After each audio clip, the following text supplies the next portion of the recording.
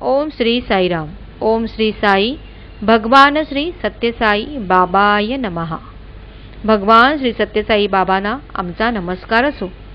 भगवान बाबा म्हणतात की भगवान याचा अर्थ सृष्टीकर्ता, पोषण करणारा व संपूर्ण विश्वाला प्रकाशमान करणारा.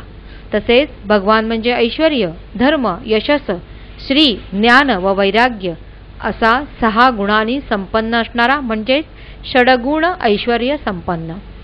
भारत ही योगभूमी, दिव्यत्वाची भूमी, पुण्यभूमी, कर्मभूमी तसेच त्यागभूमी आहे. साधू संत, द्रष्टे, मुमुक्षु, साधक आणि भक्त भगवंताच्या सामिप्याचा आनंद मिळवण्यासाठी सतत प्रार्थना करत असतात. त्यांनी तळमळीने केलेल्या विनम्र आणि अंतःकरणापासून केलेल्या प्रार्थनेला प्रतिसाद म्हणून तो कृपामयी करुणाघन भगवंत मानव स्वरूपात पृथ्वीवर अवतार घेतो आणि आपल्यात वावरतो. हे केवळ भक्तांना परमानंदाची प्राप्ती व्हावी म्हणून.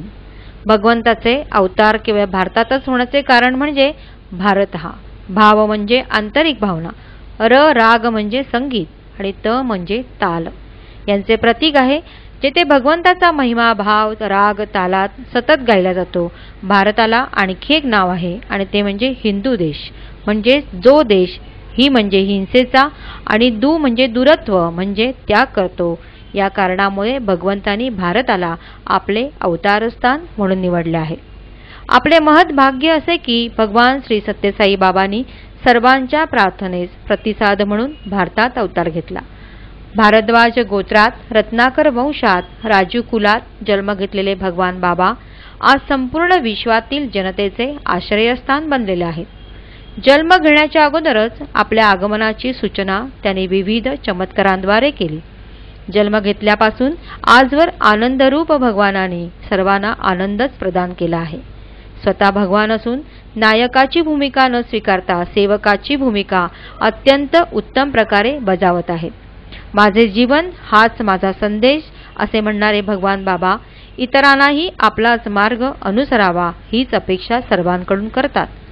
सर्वांना प्रेम देतात व त्या बदल्यात फक्त प्रेमाचीच अपेक्षा करतात. बालपणापासून ते आजवर अनेक भक्तांना भगवान बाबांनी त्यांच्या इष्ट दैवताचे दर्शन घडविले. काहींना विश्वरूप दर्शने घडविले.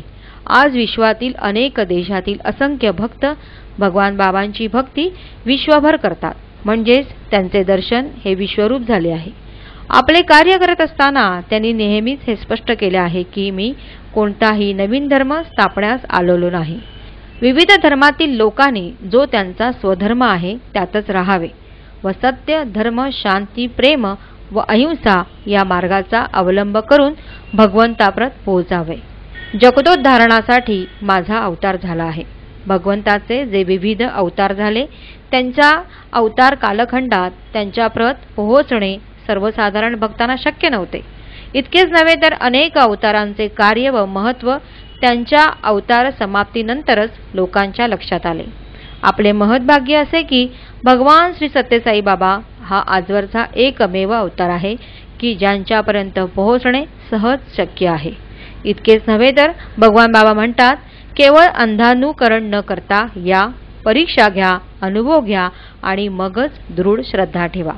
अशी ही दृढ श्रद्धा तुम्हा आम्हा सर्वांच्या हृदयात निर्माण हो व श्री सत्यसाई कल्पद्रुमाच्या छायेत विसावण्याचे सद्भाग्य आपणा सर्वांस लाभो हीच भगवान बाबांच्या चरणकमली प्रार्थना.